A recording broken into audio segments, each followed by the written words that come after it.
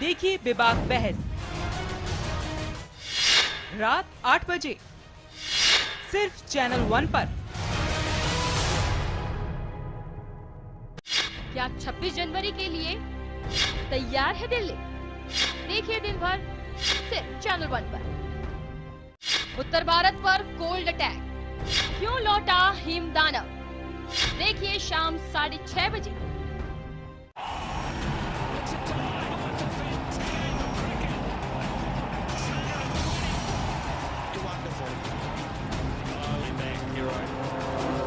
Tie की 30, जडेजा अश्विन की जय हो। देखिए शाम 7:30 बजे सिर्फ चैनल 1 पर।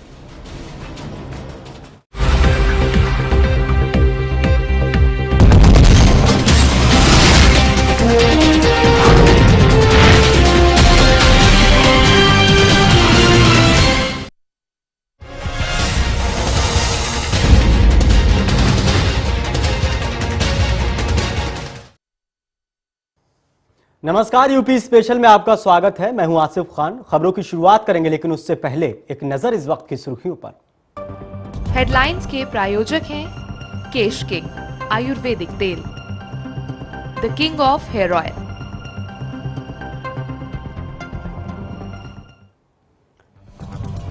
केंद्रीय इस्पात मंत्री बेनी प्रसाद वर्मा ने मोदी और मुलायम पर साधा निशाना, कहा दोनों के बीच हो चुकी है मैच फिक्सिंग।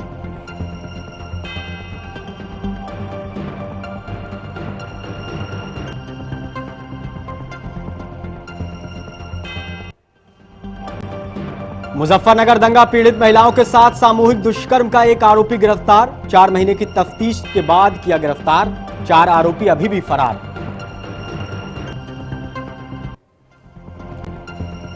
गणतंत्र दिवस पर मेरठ पुलिस के सुरक्षा इंतजामों की खुली पोल। सलारपुर गांव के एक फार्म हाउस में विस्फोटक पदार्थ फटने से 3 लोग हुए गंभीर रूप से घायल।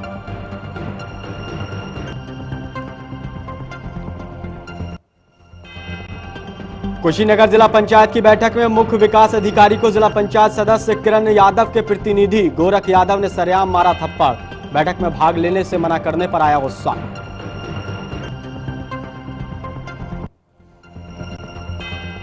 और दहेज के चलते फतेहपुर के हुसैनगंज में महिला को ससुराल वालों ने जलाया जिंदा। झुलसने के चलते महिला की मौके पर ही मौत।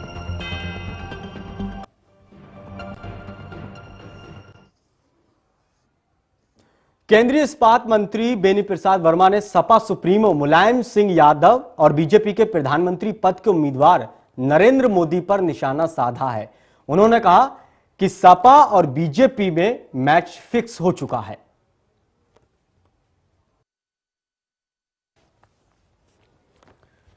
तो केंद्रीय इस्पात मंत्री बेनी प्रसाद वर्मा ने सपा सुप्रीमो मुलायम सिंह यादव और बीजेपी के प्रधानमंत्री पद के उम्मीदवार नरेंद्र मोदी पर जमकर हमला बोला। उन्होंने दोनों के बीच मैच फिक्सिंग का आरोप लगाते हुए कहा कि मोदी और मुलायम जो एक दूसरे पर हमला कर रहे हैं, ये उसी का हिस्सा है। लोकसभा चुनाव नजदीक है, ऐसे में आरोप प्रत्यारोप का दौर चरम पर है। इसी कड़ी में केंद्रीय इस्पात मंत्री बेनी प्रसाद वर्मा ने सपा सुप्रीमो मुलायम सिंह यादव और बीजेपी के प्रधानमंत्री पद के उम्मीदवार नरेंद्र मोदी पर जमकर हमला बोला। उन्होंने कहा कि दोनों पार्टियों के बीच मैच फिक्स है। तो मैच फिक्स है। मोदी और मुलायम, बीजेपी और सपा। वरना 1990 में जो बाबरी मस्जिद कांड हुआ से गोली वोली चली थी, वो पहले बता चुके हैं, रिपीट नहीं करेंगे। तो निशाना राम जन्मभूमि क्यों बनवा दिया? नवंबर में ही 90 में गोधरा के बाद इन्होंने मुसलमानों को चुनाव क्यों लड़ाया? वहां जाके सपा के उम्मीदवार थे। गोधरा के बाद जहां भी मुसलमान आबादी थी वहां सपा के उम्मीदवार 15 दिन जाके कैंपेन की, इससे मोदी जीत जाए। उधर मुजफ्फरनगर दंगा पीड़ित महिलाओं के साथ सामूहिक दुष्कर्म के मामले में आज 4 महीने बाद पुलिस ने एक आरोपी को गिरफ्तार किया है। वहीं घटना को अंजाम देने वाले 4 आरोपी अभी भी पुलिस की गिरफ्त से दूर हैं। 7 सितंबर को सांप्रदायिक दंगों के दौरान मुजफ्फरनगर के फुगाना में 6 महिलाओं के साथ गैंगरेप का सनसनीखेज मामला सामने आया, जिसके चलते महिलाओं ने अपने गांव के कुछ लोगों पर सामूहिक बलात्कार के आरोप लगाए थे। साथ ही महिलाओं ने आरोपियों के खिलाफ एफआईआर भी दर्ज कराई थी। वहीं इन सभी मामलों की विवेचना एसआईटी को दे दी गई है।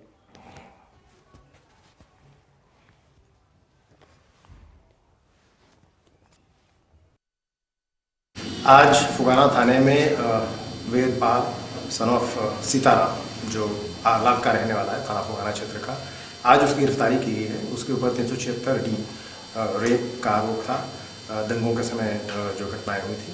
इस तरह के कुल 6 मामले हमारे फुगाना थाने में पंजीकृत हैं, जिसमें 22 अभियुक्त अभी तक आइडेंटिफाई किए जा चुके हैं, जिसकी गिरफ्तारी की तैयारी हमारे पास है। और उन अभियुक्तों की गिरफ्तारी के लिए लगातार प्रयास हम लोग कर रहे हैं, लगातार रेड्स डाली जा रही हैं और बहुत जल्दी हम लोग को गिरफ्तार करें। उधर शामली मुजफ्फरनगर में दंगों के बाद से राहत शिविरों में रह रहे शरणार्थियों को जहां शासन प्रशासन उनके घरों में वापस लौटने के लिए एड़ी चोटी का जोर लगा रहे हैं, वहीं कैंप संचालक शरणार्थियों को कैंप जाने के चलते जान से मारने की धमकी दे रहे हैं। शामली मुजफ्फरनगर में दंगे के बाद से राहत शिविरों में रह रहे शरणार्थियों को जहां शासन प्रशासन उनके घरों में वापस लौटने के लिए एड़ी चोटी का जोर लगा रहा है, वहीं कैंप संचालक शरणार्थियों को कैंप जाने के चलते जान से मारने की धमकी दे रहे हैं। जिझाना के गांव रोटन कैंप में रह रहे शरणार्थियों का आरोप है कि कैंप संचालक शरणार्थियों के साथ मारपीट कर रहे हैं।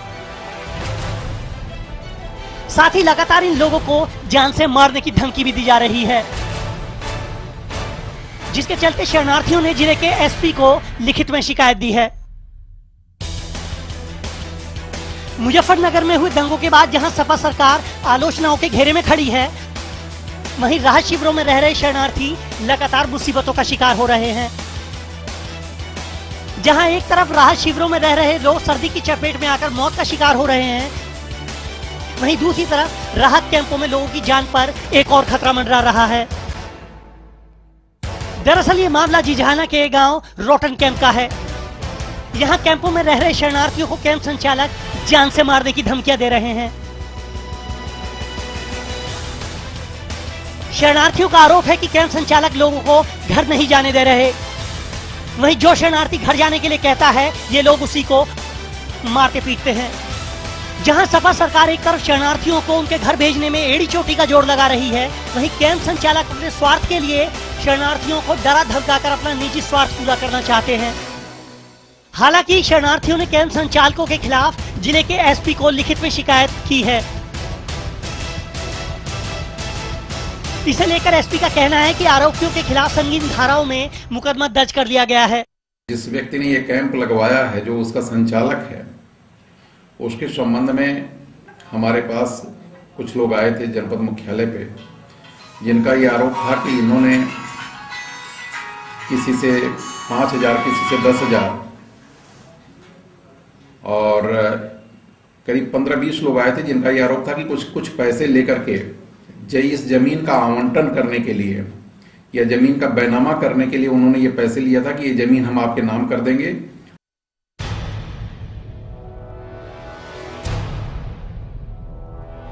जहां एक तरफ दंगों के बाद से सपा सरकार विपक्षी पार्टियों के निशाने पर है, वहीं राहत कैंपों में रह रहे लोग भी अपने घर जाना चाहते हैं। वहीं कैंप संचालक सिर्फ अपने निजी स्वार्थ के चलते तंग हालात लोगों को अपना शिकार बना रहे हैं। इसका खामियाजा इन लोगों को चुकाना पड़ रहा है। सरफराज अली के साथ Shaista Saifi, channel one news. Gantantra Diwas के महज एक दिन पहले ही मेरठ पुलिस की सुरक्षा व्यवस्था की पोल खुलती नजर आई, जब मेरठ के सलारपुर गांव के एक फार्म हाउस में विस्फोटक पदार्थ फटने से 3 लोग गंभीर रूप से घायल हो गए। स्थानीय लोगों ने घायलों को अस्पताल में भर्ती कराया, वहीं पुलिस इस पूरे घटनाक्रम से नदारद नजर आई। जहां एक तरफ पुलिस और प्रशासन गणतंत्र दिवस को लेकर सुरक्षा के चकाचौबंद इंतजाम करने की बात कर रहा है, वहीं इसकी जमीनी हकीकत कुछ और ही नजर आ रही है। आपको बता दें कि कल गणतंत्र दिवस है, जिसकी चौकसी के लिए पुलिस प्रशासन बड़े बड़े दावे कर रहा है, लेकिन ये दावे धरातल पर हवा हो रहे हैं। जी हाँ, मामला है मेरठ के सलारपुर का, जहां मवाना रोड मौजूद नंद कुमार सिंह सिरोही फार्म में बने कर्मचारियों के घर में जोरदार विस्फोट हुआ। जी हाँ, ये विस्फोट इतना जबरदस्त था कि हादसे में एक ही परिवार के 3 लोग बुरी तरह से घायल हो गए। घायलों को आनन फानन में जिला अस्पताल में भर्ती कराया गया।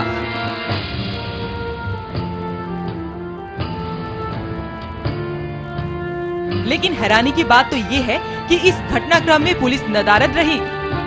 मेरा फार्म है सलारपुर में, मवाना रोड पर, और रहता मैं 5B साकेत में हूँ। ये झम्मन मेरा सर्वेंट है, ये वहीं पर रहता था, वहीं रहता है। इसके बच्चे हैं, 2 लड़के में इसकी वाइफ। इनको जो है किसी ने ऊपर से छत तोड़ के आग लगाई है। अब ये पता नहीं किस तरह से लगी है, क्या लगी, ये चीज डाली है, ये कुछ पता नहीं। घायलों की माने तो रात को सोते वक्त किसी ने अचानक से उनके ऊपर कुछ विस्फोटक पदार्थ फेंका, जिससे इस कदर धमाका हुआ कि ये तीनों लोग बुरी तरह से घायल हो गए। हैरानी की बात तो ये है कि घायल की सूचना मिलने पर पुलिस प्रशासन ने मुद्दे से जुड़ी किसी भी पहलू पर गौर करना मुनासिब नहीं समझा। रात सो रहे थे, पता नहीं रात ऊपर से कोई सिल्ली उखाड़, पता नहीं ऐसी कोई चीज रख दी, बम ब्लास्ट कर दिया ऐसी, और पूरी जो परी छत की वो हमारे ऊपर आके गिर गई। कहाँ के रहने वाले हो आप? सिलारपुर।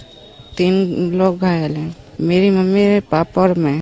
जहां यूपी पहले से ही आतंकी निशाने पर बैठा हुआ है, वहीं ये घटना पुलिस प्रशासन की सुरक्षा व्यवस्था पर भी सवालिया निशान लगाती नजर आ रही है।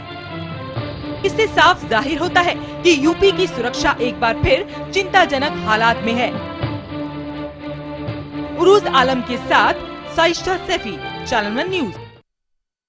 कुशीनगर जिला पंचायत की बैठक में मुख्य विकास अधिकारी को जिला पंचायत सदस्य किरण यादव के प्रतिनिधि गोरख यादव वहां पर पहुंचे और उन्होंने मुख्य विकास अधिकारी को थप्पड़ मार दिया। दरअसल बैठक में प्रतिनिधियों के भाग लेने से मना कर दिया गया था। बावजूद इसके गोरख यादव न सिर्फ जबरन बैठक में हिस्सा लेने के लिए पहुंचे, बल्कि मुख्य विकास अधिकारी को उनकी बातों से अनसुना कर दिया। तो गोरख यादव ने आपा खो दिया और उन्हें थप्पड़ मार दिया।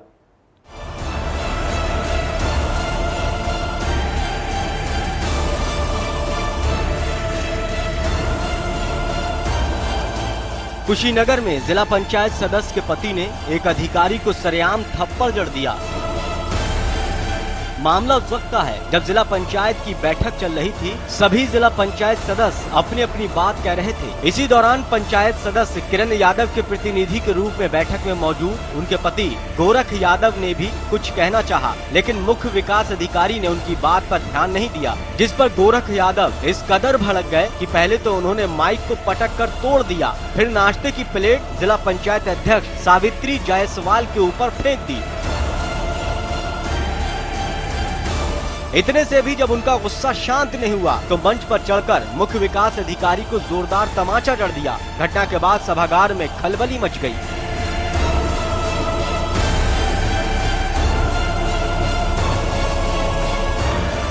काफी अराजकता शब्दों को, उल्टा पुल्टा शब्दों का प्रयोग किया और मंच माइक फेंक दिया उन्होंने, और जो नाश्ता रखा था उन्होंने चेयरमैन साहब के ऊपर फेंक दिया, उनको लग गया, और फिर वो आए और हमारे ऊपर उन्होंने हाथ उठाया।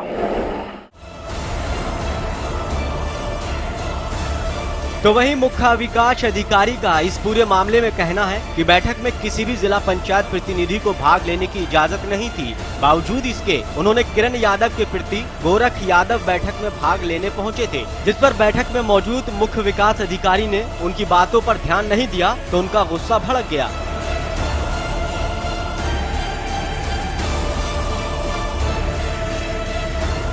इस मैटर में अगर सत्यता है तो जो दोषी जो भी व्यक्ति होंगे उनके अगेंस्ट कड़ी कार्रवाई की जाएगी, और हम लोग पूरी तरह से ये इंश्योर करेंगे कि जो हमारे अधिकारी कर्मचारी हैं उनको एक सेफ जो है वर्किंग एनवायरनमेंट मिले।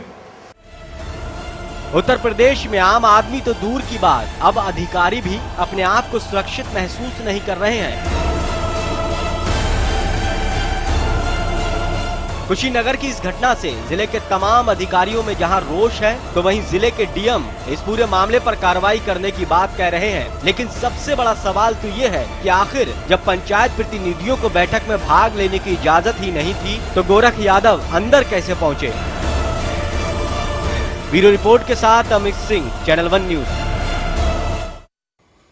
उधर यूपी के कैबिनेट मंत्री इकबाल मोहम्मद ने सपा सुप्रीमो मुलायम सिंह यादव को मुसलमानों का सबसे बड़ा हितैषी करार दिया। साथ ही उन्होंने मुजफ्फरनगर के दंगों पर भी अपनी सरकार का बचाव करते हुए कहा, अगर प्रदेश में सपा की सरकार नहीं होती तो मुसलमानों का काफी नुकसान हो जाता। उनसे खास बातचीत की हमारे संवाददाता अंकित श्रीवास्तव ने। अखिलेश मंत्रिमंडल के 5वें विस्तार में अब मुस्लिमों को ज़्यादा तरजीह मिली है। हमारे साथ बातचीत करने के लिए इकबाल महबूब मौजूद हैं। हम उन्हीं से पूछते हैं, आज आपको कैबिनेट मंत्री बनाया गया है, किस तरह से समाजवादी पार्टी को बधाई देना चाहेंगे? समाजवादी पार्टी का जब गठन हुआ था तब से ही मुलायम सिंह यादव की नीतियों के चलते मुसलमान मुलायम सिंह यादव जी से जुड़ा था और उसने हमेशा यही सोचा कि इस देश के आज़ाद होने के बाद में अगर कोई सेकुलर नेता मुसलमानों को अगर मिला है तो वो मुलायम सिंह यादव जी हैं। उनसे बहुत अपेक्षाएं रही हैं। हमारी सरकार बनी है, पूरी मेजॉरिटी के साथ बनी है, 70% मुसलमानों की उसमें सहभागिता है और उन सब मुसलमानों की निगाहें सरकार पर लगी हुई हैं। हम उनकी निगाहों को देखते हुए जो भी उनकी आशाएं हैं उनको पूरा करने का काम। 2014 का समय नज़दीक है, कई चुनौतियां हैं। मुजफ्फरनगर दंगा एक नज़ीर बनी हुई है समाजवादी पार्टी के लिए। क्या कहेंगे, पश्चिमी उत्तर प्रदेश में जो हालात बने हुए हैं, लोग कह रहे हैं कि जो मुस्लिम है वो बिदक चुके हैं, दूसरी जगह जा रहे हैं, क्या कहेंगे आप? देखिए, चुनाव का समय है, हर पार्टी जो है अपने आप को आगे रखना चाहती है। उस आगे रखने के लिए सबको इस वक्त मुजफ्फरनगर की याद आती है। मुजफ्फरनगर में जो समाजवादी पार्टी ने किया, सरकार ने जो किया है, वो किसी से छुपा हुआ नहीं, वहाँ के रहने वालों से। अगर आप मालूम करेंगे बीजेपी वालों से, वो हमारे मुखालिफ में हमारी तारीफ क्यों करेंगे? कांग्रेस वाले हमारी तारीफ क्यों करेंगे? लोकदल वाले हमारी तारीफ क्यों करेंगे? हमने जो काम किए हैं उसकी तारीफ जनता करेगी, मुजफ्फरनगर की जनता करेगी, उत्तर प्रदेश का मुसलमान करेगा और ये बताएगा कि हाँ, समाजवादी पार्टी अगर उस समय सत्ता में नहीं होती तो हमारा कितना नुकसान हो गया होता। तो लोकसभा चुनाव को देखते हुए 2 पार्टियां आपके लिए नज़ीर बनी हुई है। अगर आप पार्टी की बात करें और बीजेपी पार्टी की बात करें, क्या कहेंगे, इस चुनौती को किस तरह से झेलेंगे आप लोग? आप पार्टी को तो आप देखिए, कोई राजनीतिक पार्टी नहीं है, ये एक बुलबुला है, ये कुछ ही दिनों में फूट जाएगा। अभी आपने देखा होगा दिल्ली के अंदर इन्होंने क्या अनार्की फैला दी। पूरी जनता जिसने वोट दिया था वही उनके लिए बुरा कहने लगी। उनके काम जो है वो प्रजातंत्र के में वो चीज चल नहीं सकती जो वो चलाना चाहते हैं, वो नहीं चल सकती। चलेगा वो जिससे जनता को सहूलतें पहुंचाएंगे। पुलिस को दंडित कराने के लिए, प्रशासन को दंडित कराने के लिए काम करेंगे। धरना, सरकार पर रहते हुए धरना देंगे, ये कहाँ का नहीं आया। जिस तरह से बीजेपी लगातार आरोप लगाती है कि समाजवादी पार्टी मुस्लिमों का तुष्टीकरण करती है, इसमें कितनी सच्चाई आपको नजर आती है? देखिए, ये तो इन पार्टियों का पहले से ही कहना है। मुसलमानों को जानते हैं कि मुसलमान सारे समाजवादी पार्टी से जुड़े हुए हैं, उनसे समाजवादी पार्टी से किस तरह से दूर मुसलमान हो उसके ये हथकंडे करते हैं। मुसलमान समाजवादी पार्टी से जुड़ा हुआ है और इंशाल्लाह जुड़ा हुआ ही रहेगा। तो ये थे कैबिनेट मंत्री इकबाल महमूद जी, जिनका साफ कहना है कि जो मुसलमान हैं, जो मुजफ्फरनगर दंगे से जो ऐसा दूर जा नहीं चुके हैं, ऐसा लोगों का कहना है। समाजवादी पार्टी से आज भी मुसलमान जुड़े हुए हैं। कैमरा पर्सन सनोज के साथ अंकित श्रीवास्तव, चैनल 1 न्यूज, लखनऊ। वक्त है एक छोटे से ब्रेक का, जल्द हाजिर होते हैं, आप बने रहिए हमारे साथ।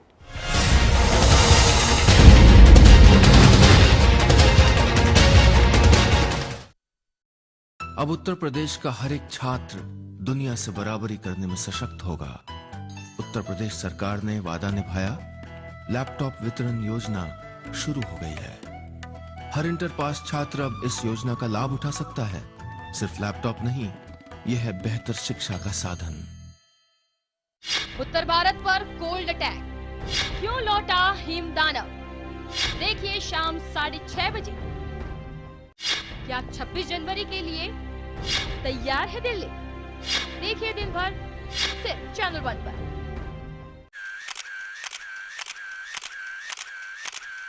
बापू की अनदेखी तस्वीरें, बापू का अनसुना भाषण कि हिंदुस्तान ऐसा बने कि जिससे सारी दुनिया कहे कि अगर आजाद बनना है तो हिंदुस्तान के जैसे आजाद बनो। भारत का पहला गणतंत्र दिवस सिर्फ चैनल 1 न्यूज पर।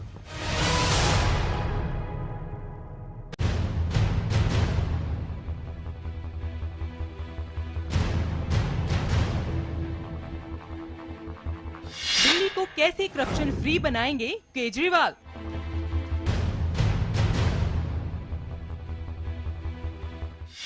देखिए बेबाक बहस रात 8 बजे सिर्फ चैनल 1 पर।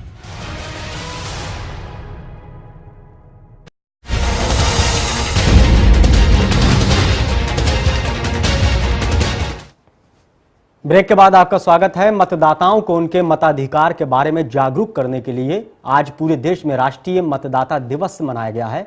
साथ ही मतदाताओं को जागरूक करने के लिए कई कार्यक्रमों का आयोजन भी किया गया, जिसके चलते मेरठ में भी एक विशाल रैली निकाली गई। इस रैली के दौरान लोगों को जागरूक किया गया।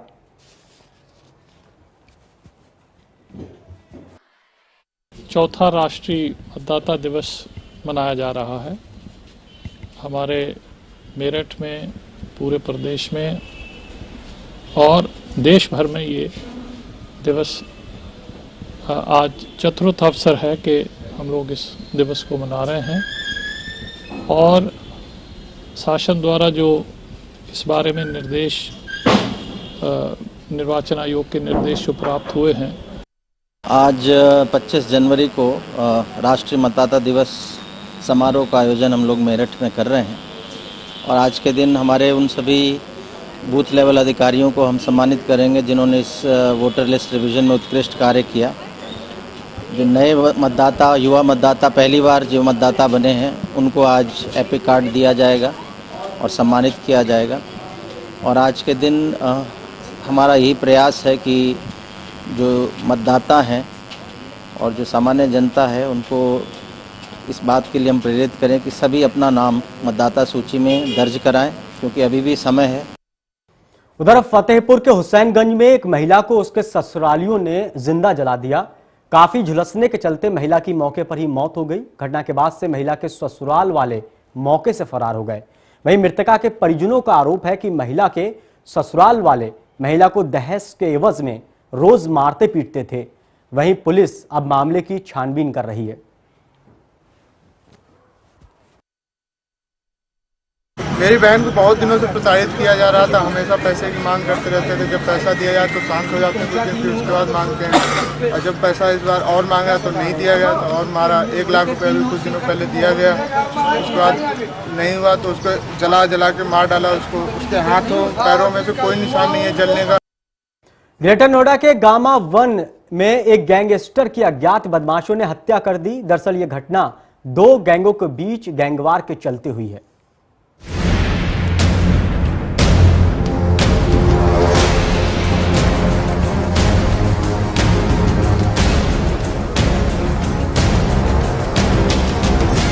प्रदेश में हत्या, लूट और अपहरण जैसी घटनाएं लगातार बढ़ती ही जा रही हैं। वहीं पुलिस प्रशासन इन बढ़ती आपराधिक घटनाओं के सामने बौना नजर आ रहा है। जी हां, दरअसल मामला है ग्रेटर नोएडा के गामा 1 का, जहां ग्रेटर नोएडा में सक्रिय 2 गैंगों के बीच इस कदर गैंगवार छिड़ा, ये दोनों गैंग के सदस्य एक दूसरे के खून के प्यासे बन गए। जहां एक तरफ ग्रेटर नोएडा में सक्रिय सुंदर भाटी गैंग के एक सदस्य देवेंद्र को ग्रेटर नोएडा के गामा 1 में कुछ बदमाशों ने गोलियों से छलनी कर दिया, वहीं दूसरी तरफ चंद घंटों बाद ही अनिल दुजाना के भाई को भी अज्ञात हमलावरों ने घर में घुसकर गोली मार दी। इन 2 घटनाओं ने इलाके में दहशत का माहौल बना दिया है। गोली की आवाज सुन के हम लोग बाहर आए, देखा तो यहाँ पे एक आदमी डेड हालत में पड़ा हुआ था। तकरीबन मैंने 8-10 राउंड गोली की आवाज सुनी। सुरक्षा के नाम पे तो 0 है। अभी हम लोगों ने प्रदर्शन भी करा था 8-10 दिन पहले, तो हमें ये दी गई कि आपकी पूरी सुरक्षा करी जाएगी, पूरा वो करा जाएगा। लेकिन व्यापारी वर्ग इसमें बिल्कुल असुरक्षित महसूस कर रहा अपने आप। जहां एक तरफ इलाके में लोग दहशत के साए में जी रहे हैं, वहीं ये घटना पुलिस प्रशासन पर सवालिया निशान लगा रही है। इलाके के लोगों का कहना है कि वो यहाँ बढ़ती वारदातों के चलते कई बार धरना और प्रदर्शन भी कर चुके हैं,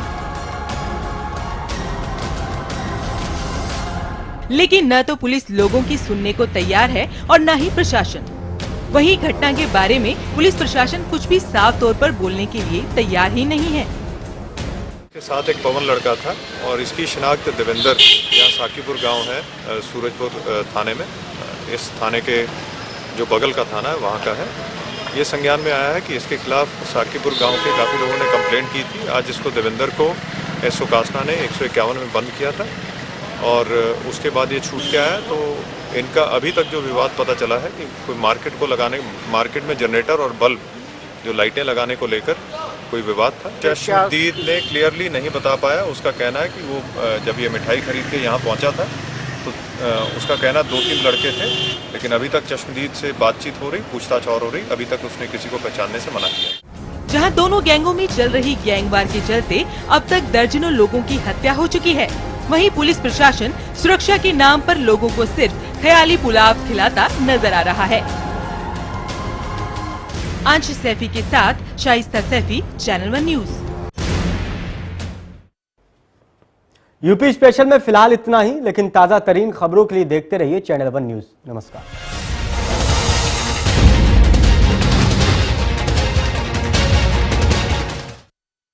ऐसा घर आपने नहीं देखा होगा। संभाल के पोछा मारा अभी। आइए। ओ भाई साहब ये देखिए हॉल, ये देखिए चिल्ड्रंस रूम, देखिए कितना बड़ा है। आपके बच्चे खेलते खेलते थक जाएंगे। हो गया, मजे ले लिए। आइए। और यह है बेडरूम, इसकी खिड़की से तारे दिखते हैं। तारे। आपको क्या लगा प्रॉपर्टी डीलर हुआ? अरे आपको अपना घर दिखा रहा था। Pearls infrastructure. हम जानते हैं कि घर अरमान, उम्मीदों और सपनों का बना होता है, तभी तो हम घर बनाते हैं, जिंदगियां बनाते हैं। अक्षय बाथरूम कब धोगे? आज संडे है ना।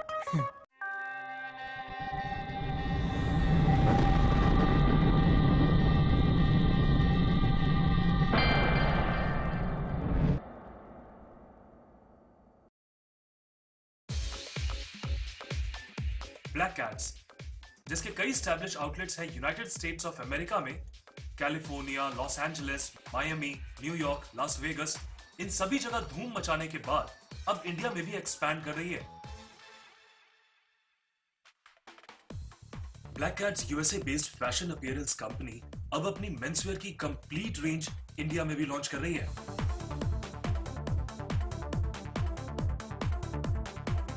ब्लैक कैट्स बनता है परफेक्ट एंड स्टाइलिश मेंसवेयर, जो बनते हैं बेहतरीन हाई क्वालिटी फैब्रिक से।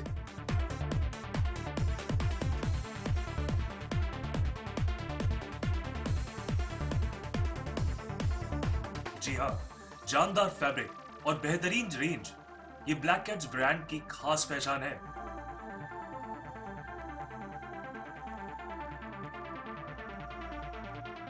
ब्लैक कैट्स कंपनी लेकर आ रही है इंडिया में मेंसवेयर एक्सेसरीज की पूरी रेंज, जैसे कि Black Cats shirts,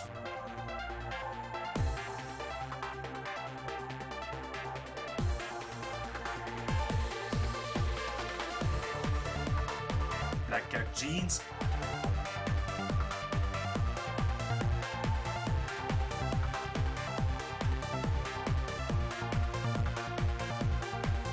black Cats formals,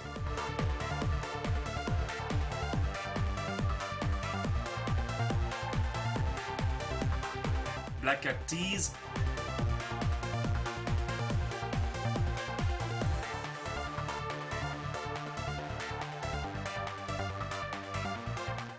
Black Cat's jackets,